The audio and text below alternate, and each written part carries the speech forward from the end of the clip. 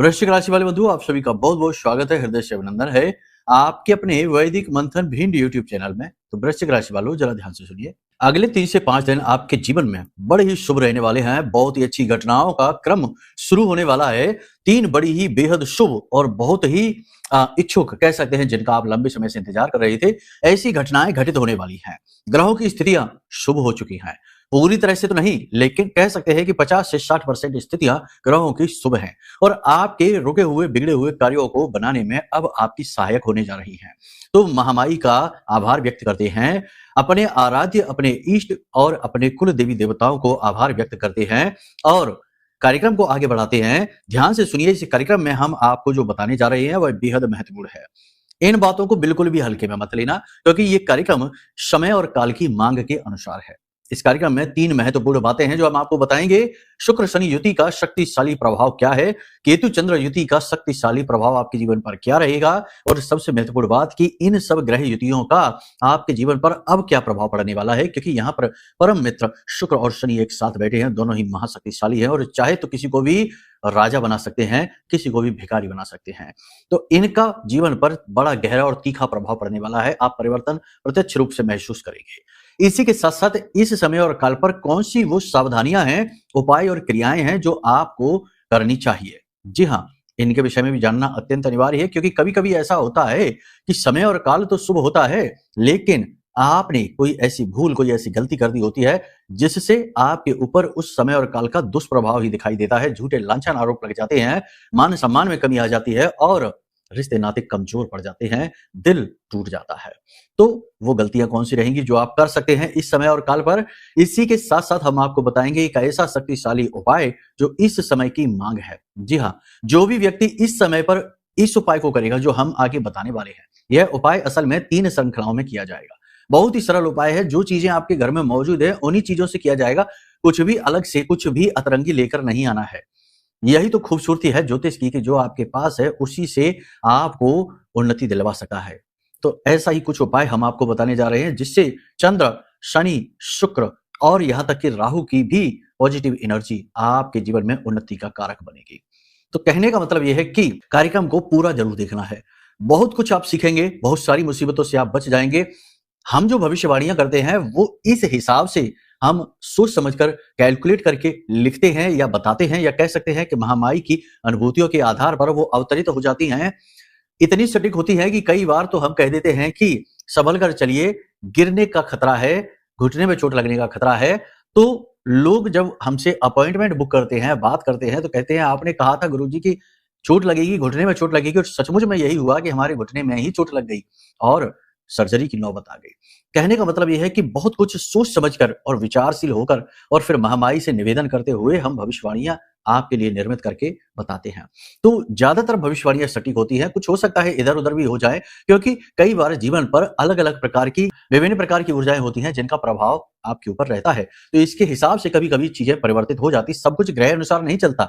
आपके कुल देवी देवता की कृपा, आपके पुण्य प्रताप का घड़ा, आपके प्रारब्ध, आपने कितनी पूजा पाठ साधना की है, इससे भी प्रभाव पड़ता है। कहने का मतलब यह है कि बहुत कुछ मैच होगा और बहुत कुछ जो थोड़ा बहुत अगर मैच नहीं होता है तो चिंता की बात नहीं है, वह किसी अन्य भाई बंधु के लिए है। लेकिन इन सब से कहीं महत्वपूर्ण जो हम अपने हर कार्यक्रम में बताते हैं, जीवन का सार, इस संसार में आप क्यों आए हैं, क्या आपका उद्देश्य है, जीवन की यात्रा क्या है और हम कैसे उस बहुमूल्य खजाने तक पहुंच सकते हैं। इस भौतिक खजाने की, धन दौलत की बात नहीं कर रहे, उस आध्यात्मिक खजाने की बात कर रहे हैं जो कहीं बाहर नहीं, आपके और हमारे अंदर ही छिपा हुआ है। उस ब्रह्म का ज्ञान, उस आध्यात्मिक उन्नति का ज्ञान, ऐसे सूत्र जो कि आपको अद्भुत अनुभव कराएंगे, ऐसे अनुभव जो आप किसी को बता नहीं पाएंगे, ऐसे अनुभव दिलवाने वाले सूत्र, ये भी इस कार्यक्रम में हम आपको बताने जा रहे हैं। कार्यक्रम बड़ा महत्वपूर्ण है, इसे अंत तक जरूर देखना। तो चलिए, उम्मीद करते हैं सारी बातें आप समझ रहे हैं। अब महामाई के दर्शन करिए और कमेंट बॉक्स में पूरे भक्ति भाव के साथ लिख डालिए, जय मां भद्रकाली कृपा करो। साथ ही साथ ये भी लिखिए कि हे महामाई, मैं भी आपके परिवार का हिस्सा हूं, आपका बालक हूं, हम पर कृपा बनाए रखिए। इस प्रकार माई से निवेदन करिए। साथ ही साथ बंधु, आपको हम बता दें कि नवरात्रि फिर से आ रही हैं। 18 तारीख से नवरात्रि प्रारंभ हो रही हैं। चैत्र नवरात्रि अत्यंत शक्तिशाली पर्व होता है। शक्ति का जागरण होगा और फिर से हमारी वही आप लोगों से निवेदन है या आप लोगों को सूचना देना है कि जो भी व्यक्ति इस नवरात्रि महाअनुष्ठान में भाग लेना चाहते हैं, क्योंकि हमारा तो कर्म है, हम तो ये करेंगे ही, हमारा तो अवतरण ही इस संसार में इसलिए हुआ है, तो हम तो करेंगे ही। यदि आपको भी इस महाअनुष्ठान में भाग लेना है तो वीडियो में नंबर है, इन पर फोन कर लेना। आपको सब कुछ समझा दिया जाएगा कि कैसे आप भाग ले सकते हैं, क्या विधि विधान रहेंगे, क्या आपको उपाय करने होंगे, सावधानियां रखनी होंगी, सब कुछ विस्तार से आपको समझाएंगे। चिंता की कोई बात नहीं है। तो इन सब विषयों को जानने के लिए नंबर है, वीडियो में दे रखे हैं, धाम के ही नंबर है, फोन कर लीजिए, सब कुछ आपको बताएंगे। तो चलिए अब अपने मूल विषय को शुरू करते हैं। जय माई की। बंधुओं, ज्योतिष और तंत्र विद्या के क्षेत्र में आचार्य अमित एक जाना माना नाम है। पूज्य गुरुदेव के साधनाओं और ज्योतिष विद्या के अनुभव बेहद दिव्य है। जी हाँ, पूज्य गुरुदेव ने जिसकी भी कुंडली का विश्लेषण किया और कुंडली के अनुसार उसे सटीक उपाय व महामाई माँ बगलामुखी की विशेष कृपा दी, उसके जीवन में सकारात्मक बदलाव तो आए ही है। फिर चाहे समस्या कितनी ही कठिन क्यों ना हो, समाधान तो अवश्य हुआ है। अब ऐसे में यदि आप भी अपने जीवन की किसी बड़ी समस्या से जूझ रहे हैं, जैसे कि कर्जा बढ़ता ही जा रहा है, काम धंधा और व्यापार सब रुक चुका है, रिश्ते नातों में तनाव हद से ज्यादा बढ़ गया है, पूरा जीवन ही नकारात्मकताओं से भर गया है, तो ऐसे में यही सही समय है जब आप श्रेष्ठ गुरु से मार्गदर्शन प्राप्त करें और जीवन के अंधकार को समाप्त कर दिव्य प्रकाश की ओर कदम बढ़ाएं। वीडियो में दिए गए नंबरों पर तुरंत संपर्क करिए और अपनी कुंडली का विश्लेषण व समाधान पूज्य गुरुदेव के द्वारा करवा लीजिए। देर ना करें, आपके देवी देवताओं के आशीर्वाद से ये मौका खुद चलकर आपके पास आया है, इसे गंवाना नहीं है। अभी फोन करें और गुरुदेव से मार्गदर्शन प्राप्त करें। महामाई आपका कल्याण करें। धन्यवाद। तो सबसे पहले बात करते हैं ग्रह गोचरों का आपके ऊपर प्रभाव। देखो, सबसे बड़ी बात यह है कि शुक्र और शनि की युति का तो लाभ मिलेगा ही मिलेगा आपको। 2-3 तरीके के लाभ रहेंगे। इसी के साथ साथ मंगल जो बद्ध होकर बैठा था, बुध और शुक्र युति के कारण वह भी अब अनुकूल हो चुका है, यानी कि अब मंगल पॉजिटिव है, सूर्य को पूरा बल दे रहा है। यहां पर सूर्य का भी बल बढ़ेगा, मंगल तो उसके अनुकूल है ही, साथ ही साथ शनि शुक्र युति भी अत्यंत प्रबल हो गई है और चंद्रमा केतु के साथ मिलकर सकारात्मक प्रभाव आपको देगी ही। कहने का मतलब यह है कि बहुत सारी पॉजिटिव चीजें होंगी, कुछ निगेटिव भी होंगी, जरा ध्यान से सुनना। बस यहाँ पर एक चीज याद रखना है कि कुछ बातें ऐसी होंगी जिनके विषय में आपको मौन रहने की आवश्यकता होगी, किसी से भी इस विषय और इन चीजों के बारे में चर्चा नहीं करनी है। सबसे पहली चीज यह है कि आपके जीवन में धन का आगमन होगा, कहीं से भी आए, कैसे भी आए, अगले 3 से 5 दिनों में धन का आगमन होगा और यह होगा शुक्र की इस युति का सबसे पहला प्रबल प्रताप जो आपके जीवन में होगा। अब एक चीज यहां पर फिर ध्यान से सुन लीजिए कि अगर आपकी जन्म पत्री में शुक्र की स्थिति खराब है या फिर आपकी जन्म पत्री में 7वां, 10वां, 11वां या दूसरा भाव खराब होकर बैठा है, किसी न किसी पाप ग्रह से दृष्ट है, दूषित है, तो फिर स्थिति ये हो सकती है कि धन का आगमन हो तो, लेकिन वैसा ना हो जैसा आप सोच रहे हो, या फिर हो सकता है कि धन का आगमन हो ही ना, बस उम्मीद बंधकर रह जाए। तो ये दोष आपकी जन्म पत्री के हैं। सबसे अच्छा समाधान जो आपको मिल सकता है वह आपकी जन्म पत्री से ही आपको मिलेगा। जन्म पत्री आपके जीवन का रोड मैप है, आपके जीवन के सूत्र है, किस आधार पर आपको जीवन जीना चाहिए, कैसे जीना है, कैसे नहीं जीना है, क्या छोड़ना है, क्या पकड़ना है, सारी बातें विस्तार से जन्म पत्री में बताई जाती हैं। तो आप जन्म पत्री अपनी दिखाएंगे तो और ज्यादा बेहतर तरीके से उन्नति, तरक्की प्राप्त करेंगे, मानसिक शांति भी आपको मिलेगी। यहाँ पर 2-3 बातें हैं जिनका आपको ध्यान देना है। आत्मविश्वास आपका बढ़ेगा, लेकिन अति आत्मविश्वास खतरनाक होगा। किसी भी व्यक्ति के ऊपर धौंस आपको नहीं दिखानी है, किसी भी व्यक्ति के ऊपर अभिमानपूर्ण प्रभाव जमाने की कोशिश नहीं करनी है कि आपको क्या आता है, क्या आपके पास है, धन है, दौलत है, ताकत है, शक्ति है, कुछ भी ऐसा जो कि आपके पास थोड़ा अधिक है, उसका दिखावा आपको नहीं करना है। किसी भी व्यक्ति के सामने प्रभाव जमाने की कोशिश नहीं करनी है। याद रखना कि इस संसार में कोई भी पूर्ण नहीं है, सभी कहीं ना कहीं अपूर्ण हैं। तो यहाँ पर अभिमान हो जाने की तो बात ही नहीं। कभी-कभी क्षणिक अभिमान होते हैं, अभिमान के भी कई रूप होते हैं। एक तो ऐसा अभिमान होता है जो आजीवन रहता है, यानी जन्मजात है। यह आपके संस्कार ही गलत है, यानी सांस्कारिक दोष है। संस्कार में ही दोष लेकर आए हैं आप। इसके लिए तो आपको गुरु की आवश्यकता है, तभी आप इस संस्कार को बदल पाएंगे, वरना ये तो आपके कर्म खराब करने के लिए आया ही है। ठीक है, तो ये तो नहीं बदल सकता। लेकिन कभी-कभी ऐसा होता है कि क्षणिक अभिमान आता है। हम बातों ही बातों में कभी-कभी ऐसी कोई बात कह जाते हैं जो हमारे अपने अभिमान को दिखा जाती है और सामने वाले को चुप कराने के लिए, मौन कराने के लिए कभी-कभी हम क्रोध में, आवेश में आकर कह जाते हैं। हालांकि इस बात का हमें तुरंत ज्ञान भी हो जाता है, भान भी हो जाता है और फिर हमें खेद होता है, गलती का आभास होता है। तो ऐसे में आप जब इस प्रकार से खेद करने लगते हैं और आपको पता रहता है कि आप बातों बातों में कभी-कभी अभिमानी हो जाते हैं, तो ये अभिमान धीरे-धीरे अपने आप क्षीण होने लगता है, समाप्त होने लगता है। लेकिन ये दशा और दिशाएं केवल रहेंगी उनकी जो भक्त हैं। जो भक्त नहीं है, अभक्त हैं और जो भोगी हैं, उन्हें तो पता ही नहीं चलेगा कि वो कब अभिमानी हो गए और कब उन्होंने लाइन को क्रॉस कर दिया है। आप मेहनत बहुत करेंगे, परिणाम भी आपको बहुत अच्छे मिलेंगे, लेकिन यहाँ पर आपकी क्रेडिट चोरी होने का पूरा खतरा है। यानी कहने का मतलब ये है कि आप मेहनत करेंगे और फल खाएगा कोई और। इस बात की भी प्रबल संभावना बनती है। पारिवारिक वातावरण अच्छा रहेगा, परिवार में किसी प्रकार का धार्मिक, मांगलिक कार्यक्रम या अनुष्ठान हो सकता है। परिवार के किसी सदस्य के विषय में आपको खुशखबरी सुनने को मिल सकती है। परिवार में किसी व्यक्ति की उन्नति हो सकती है, भाई की उन्नति हो सकती है या किसी अन्य व्यक्ति की, पारिवारिक सदस्य की करियर में उन्नति या ग्रोथ की खबर आपको मिल सकती है, जो कि अच्छा रहेगा। परिवार के बड़े बुजुर्ग आपसे थोड़े से नाखुश आपको दिखाई देंगे, किसी बात को लेकर वो चिढ़े हुए से दिखाई देंगे। हालाँकि इस बात में आपकी कोई गलती नहीं रहेगी, तब भी आपके ऊपर दोषारोपण, लांछन लगाया जा सकता है। इसी प्रकार दाम्पत्य जीवन की बात करें तो दाम्पत्य जीवन में भी खटपट होगी। हालाँकि शुक्र का शनि के साथ मेल है, लेकिन शनि का अपना भी स्वभाव है। वह बाधाएँ तो उत्पन्न करेगा ही करेगा। याद रखना कि शनि का स्वभाव क्या है, शनि को समझो। किसी भी ग्रह को आप समझेंगे एक व्यक्ति के तौर पर तो आपको चीजें बहुत अच्छे से समझ में आ जाएंगी। तो शनि कौन है इसे आप समझो। शनि एक बूढ़ा व्यक्ति है, शनि एक संत है, वो एक महात्मा है, वो ध्यानी है, योगी है, तपस्वी है। शनि के भक्ति और तपस्या के कारण ही तो उसे उसी की पत्नी ने श्राप दे दिया था। तो यहाँ पर शनि का स्वभाव क्या है आप ध्यान से समझो। शनि जो भक्त होंगे, जो भक्ति करेंगे, पूजा पाठ करेंगे और ईमानदारी से मेहनत से काम करेंगे, उन्हें तो बहुत लाभ दिलाने वाला है इस युति से। लेकिन जो लोग भोगी होंगे, जो भक्ति में कम रुचि रखेंगे, जो हर चीज का खंडन करेंगे, धर्म का खंडन करेंगे और भोग की ओर जाएंगे, उनके दाम्पत्य जीवन में खटास आ जाएगी, परेशानी आ जाएगी, प्रेम तत्व की कमी होगी। साथ ही साथ प्रेमी जीवन में भी परेशानियां उत्पन्न होंगी, जो प्रेमी हैं उनके लिए। एक चीज यहाँ पर और भी है कि मन में आपकी काम वासना बढ़ सकती है, काम भाव बढ़ेगा और यह काम भाव नेगेटिव भी हो सकता है, लेकिन आपको इससे डील करना होगा। देखो याद रखो कि मन में काम भावना बढ़नी अलग बात है, लेकिन आपने उसके अनुसार निर्णय नहीं लेना है। आप ऐसा समझिए कि देखो दुनिया में तो सब कुछ है, मीठा भी है, कड़वा भी है। आपको क्या खाना है, आपकी क्या चॉइस है, जो आप चुनेंगे वही आपको स्वाद प्राप्त होगा, वही फल प्रतिफल आपको मिलेंगे। कहने का मतलब यह है कि मन में तो काम वासना बढ़ेगी, विपरीत लिंगी के प्रति आप अत्यंत आकर्षण महसूस करेंगे, उल्टे सीधे चित्र भी आप देख सकते हैं और मन में उल्टे सीधे विचार भी आपको उत्पन्न हो सकते हैं। कोई बात नहीं, ये ग्रह का प्रभाव है, लेकिन आप इसमें बहें ना, अपने आप को रोक लें और समझें कि ये चीजें हद में रहें तो अच्छी होती हैं। बाकी यदि आप सद्भावना के साथ चलेंगे तो चीजों पर नियंत्रण तो आसानी से हासिल कर लेंगे, ऐसी कोई बड़ी बात भी नहीं है।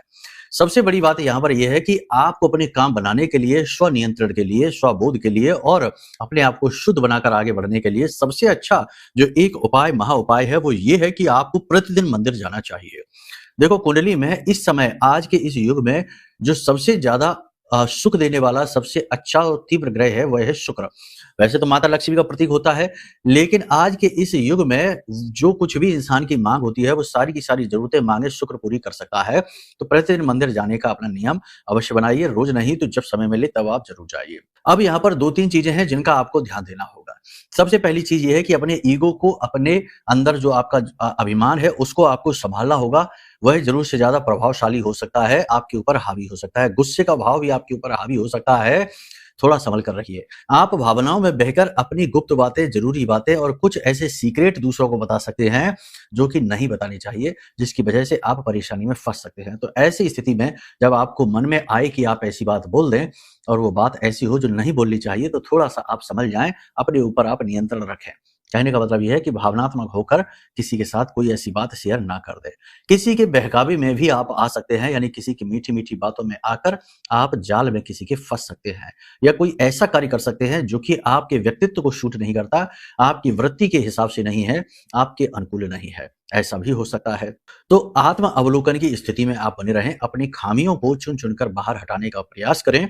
इस समय और काल पर आपको थोड़ा संभल कर रहने की आवश्यकता है। 3 प्रकार की घटनाएं हैं जो आपको नुकसान पहुंचा सकती है। पहला ये कि आपको कोई एलर्जी हो सकती है, गर्मी आपके शरीर में बढ़ सकती है, ताप बढ़ सकता है, बुखार आ सकता है, सिर दर्द और माइग्रेन की समस्या से आप परेशान हो सकते हैं। थकावट बहुत रहेगी, चिड़चिड़ाहट और गुस्सा भी आपके मन में बढ़ेगा। इसी के साथ-साथ किसी चीज़ से आप खरोंच खा सकते हैं, कोई चीज़ पहनी आपको चुभ सकती है, नुकीली पहनी चीज़ों का प्रयोग सोच समझ कर करें। इसी के साथ-साथ किसी व्यक्ति से आप टकरा सकते हैं, जिसकी वजह से अनावश्यक रूप से तनाव या झगड़ा भी हो सकता है। साथ ही साथ वाहन आदि से आप गिर सकते हैं, संभल कर वाहन चलाएं, लंबी दूरी की यात्राओं को अभी आप अवॉइड करें। मन की कुछ चिंताएं हैं आपकी, उन चिंताओं को अपने ऊपर हावी ना होने दें। परिवार के किसी सदस्य को लेकर कुछ चिंताएं आपके मन में रहेंगी, आपको उस विषय पर ज़रूरत से ज़्यादा विचार नहीं करना है, मंथन करना है, चिंतन करना है, लेकिन चिंता नहीं करनी है, ये याद रखना है।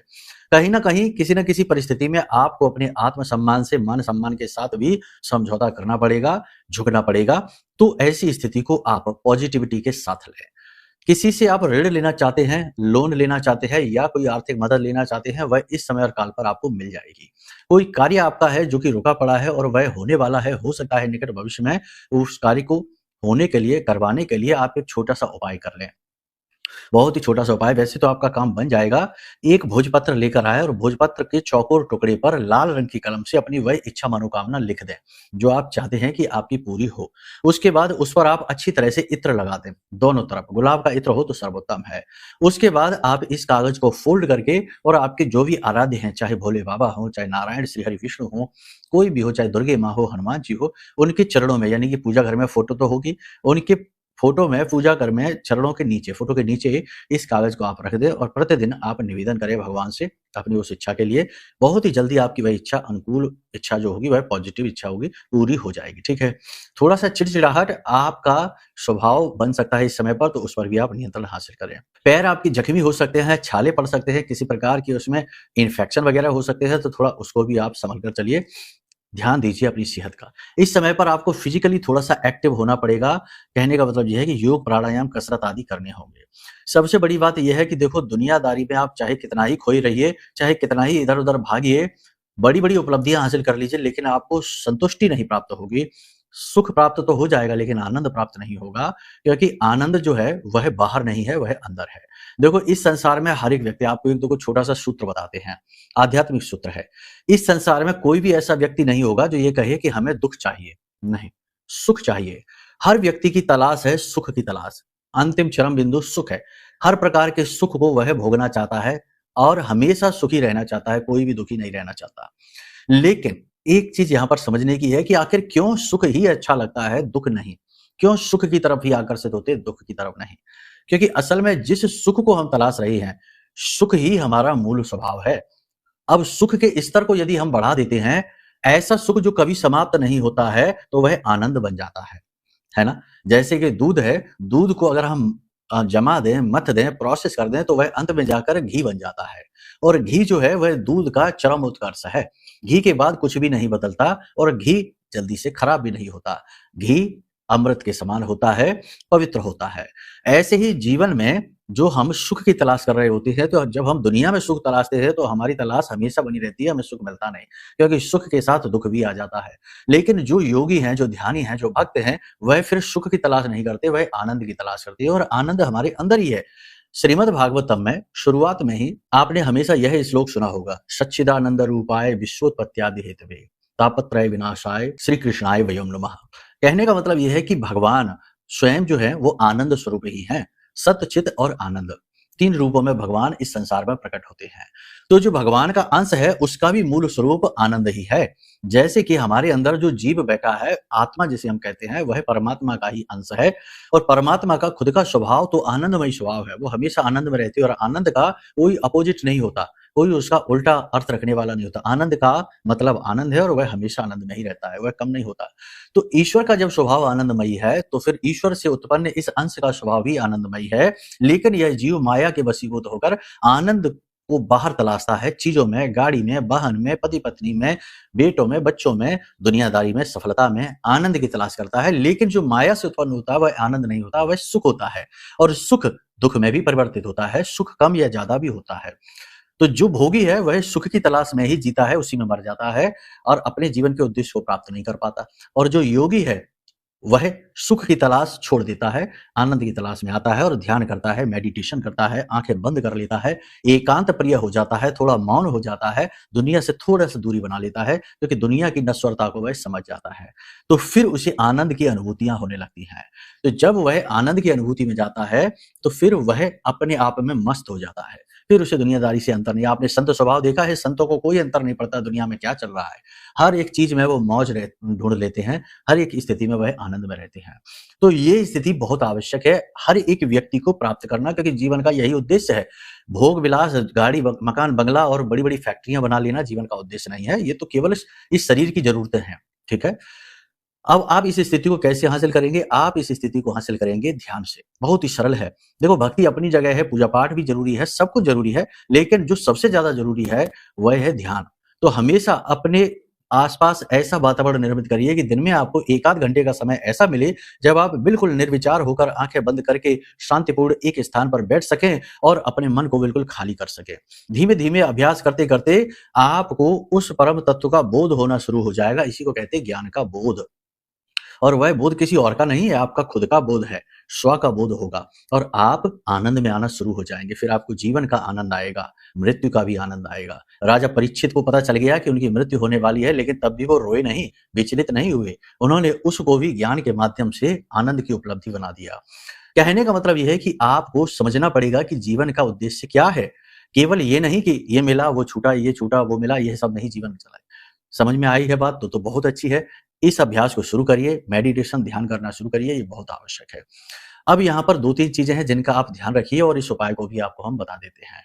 सबसे पहली चीज़ ये है कि अपनी बातों को किसी को नहीं बताना है। इस समय और काल पर आपको क्या मिल रहा है, यानी कि आपके काम बनने शुरू हो गए हैं, उपलब्धियाँ मिलनी शुरू हो गई हैं, इसके विषय में भी लोगों से चर्चा नहीं करनी है। इसी के साथ-साथ आपका कोई नया रिलेशनशिप बना है, आपकी कहीं कोई नई डील हुई है, कुछ उपलब्धियाँ आई, धन आया, जीवन में पैसा आया या कोई अच्छी घटना आपके जीवन में घटित हुई, इसके विषय में भी सोशल मीडिया पर पोस्ट ना करिए, किसी को भी कुछ ना बताइए। समय आने पर अपने आप चीज़ें लोगों को पता लग जाएँगी। क्योंकि आजकल का जो वातावरण है, यह बड़ा ही कलियुगी वातावरण है। यहाँ लोग अपने दुःख से नहीं, दूसरों के सुख से दुखी हैं। तो आपके भी सुख से दुखी हो जाएँगे और आपको बड़ी जल्दी नज़र लग जाती है। आपके काम रुक जाते हैं, अटक जाते हैं। इसलिए जो अच्छी घटनाओं के क्रम शुरू होंगे तो मौन रहिए और अपना ख़्याल रखिए, अपने आप को समझिए, अपने आप को पालिए, अपने ऊपर रहम करिए, अपने आप को अच्छी तरीके से नॉरिश करिए। कहने का मतलब ये है कि अपने आप को विकसित करिए, अपने शरीर को भी विकसित करिए, अपने मन, अपने विचारों को भी विकसित करिए।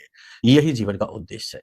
अब बात करते हैं उपाय की। देखो, शुक्र का प्रबल प्रभाव है इस समय और काल पर, तो शुक्र से जुड़ा उपाय आपको बता देते हैं कि इस समय और काल पर आप चांदी की एक डिब्बी ले लीजिए, उस डिब्बी में थोड़ा-सा आप गंगाजल डाल दीजिए, थोड़ा-सा आप इत्र डाल दीजिए और थोड़ी-सी केसर डाल दीजिए और थोड़ा-सा आप शहद डाल दीजिए। इस चांदी की डिब्बी को आप घर के अपने नॉर्थ ईस्ट में यानी ईशान कोण में रख दीजिए और प्रतिदिन इस डिब्बी में से तिलक आपको करके घर से बाहर निकलना है। तिलक आप कैसे करेंगे? अपने माथे पर और अपने गले में और अपनी नाभि पर लगाएँगे। ये हम आपको बता चुके पहले भी। इसी के साथ-साथ रात्रि को जब आप सोने जाएँ अपने बिस्तर पर, तो इसी में से सामग्री लेकर अपनी हथेलियों पर भी मलना है और फिर अपने चेहरे पर भी स्पर्श कराना है। इसी के साथ-साथ अपने पाँव के तलवों पर भी इस सामग्री को मलना है और उसके बाद आपको चैन की नींद सो जानी है। हमेशा याद रखना कि ईश्वर ने जो भी कुछ आपको दिया है, उसके लिए ईश्वर को धन्यवाद देते हुए सोइए और जब जागें, तो उस समय पर भी नए दिन को देने के लिए, नए जीवन को देने के लिए भगवान को धन्यवाद अवश्य दीजिए। फिर देखिए जीवन कैसे शुद्ध होता है, कैसे आनंदमयी हो जाता है। ठीक है? तो चलिए, उम्मीद करते हैं सारी बात आपने समझ ली है। अब यदि मन में कोई प्रश्न उठे, जैसे कि कुंडली का आकलन कराना है या फिर माई का यह महारक्षा कवच लेना है, जो कि आपकी सुरक्षा के लिए इस कलयुग में सबसे शक्तिशाली सुरक्षा आपको देने के लिए बनाया गया है। ब्रह्मास्त्र विद्या माँ बगलामुखी की सबसे शक्तिशाली मंत्रों से जागृत है, अभिमंत्रित है। ये कवच लेना है या फिर कुछ और जानना है, तो कोई बात नहीं, नंबर वीडियो में है, फोन कर लीजिए, सारी बातें आपको समझा दी जाएंगी। ठीक है? तो चलिए प्रेम से बोलिए, जय माई की, जय माँ बगलामुखी। हमारे प्रिय और परम पूज्य आचार्य जी ने अपनी साधनाओं के अनुभवों पर आधारित शक्तिशाली उपाय और क्रियाओं के माध्यम से हजारों लोगों के जीवन को पूरी तरह से बदला है। आचार्य जी के द्वारा बताया गया हर एक उपाय इतना सटीक और कारगर होता है कि जो भी इसे पूरे भाव के साथ कर लेता है, उसे साक्षात महामाई की कृपा और आशीर्वाद प्राप्त हो जाती है। इसलिए निसंकोच इन उपायों को पूरे भाव के साथ करिए, आपका कल्याण होगा। जय माई की।